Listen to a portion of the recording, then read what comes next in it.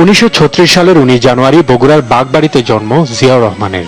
71-এ কালুরঘাট বেতার কেন্দ্র থেকে বঙ্গবন্ধুর পক্ষে দেশের স্বাধীনতার ঘোষণার কথা বলে তখনকার মেজর জিয়া প্রথম পরিচিতি পান এদেশের মানুষের কাছে।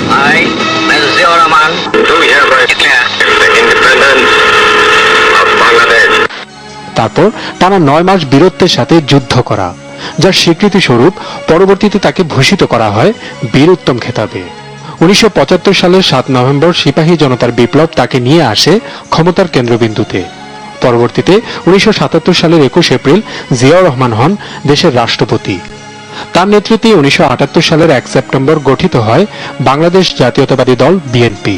তার 19 দফা কর্মসূচি তখন দেশে ব্যাপক আলোচিত হয়, যার মূল লক্ষ্য ছিল দেশে দ্রুত সামাজিক ও অর্থনৈতিক পরিবর্তন সাধন করা। খাদ্য উৎপাদন দ্বিগুণ করতে হবে, কেবলমাত্র দ্বিগুণ করতে হবে। 3 গুণ করা যায়, কিন্তু কেবলমাত্র দ্বিগুণ করতে হবে। এখন 2 নম্বর, সমস্ত রাস্তার 2 ধারে ফলের গাছ লাগাতে হবে। শহীদ রাষ্ট্রপতি জিয়াউর রহমানকে খুব কাছে থেকে যারা দেখেছিলেন তাদের একজন প্রবীণ আইনজীবী ব্যারিস্টার রফিকুল হক। তার মতে, সময় কিংবা প্রেক্ষাপট যাই পরিবর্তন হোক না কেন, মানুষ জিয়াউর রহমানকে স্মরণ করবে। দেশের অনেক ভালো কাজ করে গিয়েছেন।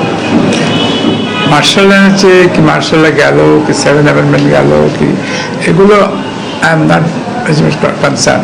এবং দেশের সাধারণ লোককে জিজ্ঞেস করেন, তারা এটা নিয়ে বদল করে না। তারা তো দেশের কাজ কি করেছে, সেই হিসেবে জিয়াউর রহমান অনেক কাজ করে গিয়েছে। আর জিয়াউর রহমানের যে বৈশিষ্ট্যের কথা বারবার বললেন ব্যারিস্টার রফিকুল হক, তা হলো সততা। আমার একবার ধারণা না, আমি একবার জোর করে বলতে পারি, ব্যক্তিগত জীবনে অসম্ভব অনেস্ট ছিল জিয়াউর রহমান।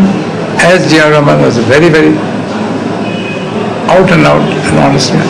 ওনার যে নীতি ছিল, ওনার যে প্রিন্সিপাল ছিল, ম্যান অফ ইন্টিগ্রিটি, অনেস্টি, সেটা তার সাকসেসররা বা তার পার্টিরা কন্টিনিউ করতে বলেছে বলে আমার মনে হয় না।